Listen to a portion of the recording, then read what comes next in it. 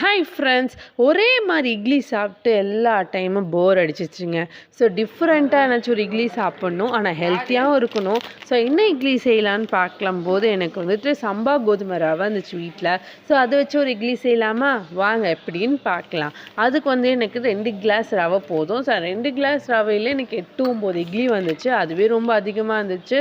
So நீங்கள் கம்மி மெம்பர்ஸாக இருந்துச்சுன்னா 1 கிளாஸ் ரவை போட்டுக்கோங்க. ஸோ நான் 2 கிளாஸ் ரவை எடுத்துக்க ஒரு பவுலில் ரவை கூட வந்துட்டு நம்ம வெஜிடபிள்ஸ் சேர்க்க போகிறோம். பிகாஸ் நம்ம வந்துட்டு ஹெல்த்தியாக சாப்பிடணும்னு முடிவு பண்ணியிருக்கிறதால நிறைய வெஜ்ஜிஸ் சேர்த்துக்கலாம். ஸோ என்னென்ன வெஜ்ஜிஸ் சேர்த்துக்க போகிறேன்னா கேரட், அப்புறமேட்டு வந்து பார்த்திங்க பீன்ஸ், அப்புறமேட்டு வெங்காயம், அப்புறமேட்டு உங்களுக்கு என்னாச்சும் வேணும்னா காலிஃப்ளவர், ப்ரொக்கோலி என்னாச்சும் எக்ஸ்ட்ரா சேர்த்துக்கணுன்னா நீங்கள் சேர்த்துக்கலாம். ஆனால் எங்கள் வீட்டில் இந்த காய்கறி வச்சு நான் சேர்த்துக்கிட்டேன். பச்சை பட்டாணியும் சேர்த்துக்கலாம், ரொம்பவே டேஸ்ட்டாக இருக்கும். ஆனால் பச்சை பட்டாணின்ட்டு இல்லை.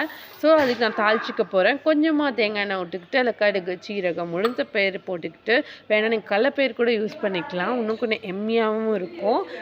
அது வந்துட்டு தாளிச்சிக்கிட்டேன். வெங்காயம் ஃபஸ்ட்டு நல்லா ஃப்ரை பண்ணிவிட்டு அப்புறமேட்டு கேரட் பீன்ஸை போட்டுக்கிட்டேன். வேண்டிய உப்பு சேர்த்துக்கோங்க. இது வந்துட்டு அந்த கோதுமை கூட சேர்த்துக்கோங்க.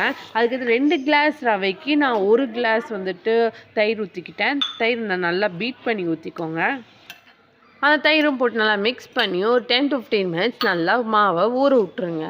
அரிசி மாவு நம்ம எதுவுமே சேர்க்கல. இப்போ பார்த்திங்கன்னா 10 to 15 மினிட்ஸ் நல்லா ஊற விட்டோன்னே மாவு நல்லா ஊறிச்சு, ரவையும் கொஞ்சம் ஊறிடுச்சு நல்லாவே. ஸோ இப்போ வந்துட்டு ரைஸ் குக்கரில் எப்போவுமே இட்லி ஊற்றும் போது ஒரு சிம்பிள் டிப் தாங்க. ரைஸ் குக்கரை நல்லா தண்ணி ஊற்றி நல்லா சூடானோடனே ஆவி வந்தோடனே இட்லி ஊற்றி வச்சா இட்லி வந்து பூ மாதிரி இருக்குமா. எனக்கே இப்போ தான் ரீசெண்டாக ஒரு வீடியோவில் பார்த்து நான் பண்ண ஆரம்பிச்சிருக்கேன். இட்லியும் ரொம்ப சாஃப்டாகவும் நல்லாவும் இருக்குது. பிகாஸ் அது இறங்கி அந்த ப்ளஃபியாக வராமல் சப்பையாக வரும்னு நிறைய பேர் சொல்கிறாங்க. ஸோ உங்களுக்கு நல்லா ப்ளஃபியாக வரணும் இட்லின்னு நினச்சிங்கன்னா வந்துட்டு எப்போவுமே ரைஸ் குக்கர்லேயோ இல்லைனா இட்லி குக்கர்லேயோ தண்ணி ஊற்றி நல்லா ஆவி வந்தோடனே இட்லி ஊற்றி வச்சிங்கன்னா நம்மளுக்கு ப்ளஃபியாக வரும். ஸோ நான் கொஞ்சமாக தேங்காய் எண்ணெய் தடவிக்கிட்டேன் இட்லி பிளேட்லலாம். அப்புறமேட்டு மாவு எடுத்து அதில் வச்சுட்டு அப்புறமேட்டு ஒரு 10 மினிட்ஸ் விட்டுட்டு நம்மளோட எம்மியான கோதுமை ரவை இட்லி ரெடி ஆகிடுச்சு. அது கூட கார சட்னியும் தேங்காய் சட்னியும் வச்சு சாப்பிடும் போது செம்ம டேஸ்ட்டாக இருந்துச்சு. ஸோ நீங்கள் ஹெல்த்தியாகவும் டேஸ்டியாகவும் சாப்பிட்ணுன்னு நினச்சிங்கன்னா எங்கள் சேனலை மறக்காத சப்ஸ்கிரைப் பண்ணுங்கள். நிறைய டயட் வீடியோஸ், ஹெல்த்தி வீடியோஸ் எல்லாமே எங்கள் சேனலில் இருக்குது. பாய், நெக்ஸ்ட் வீடியோவில் பார்க்கலாம்.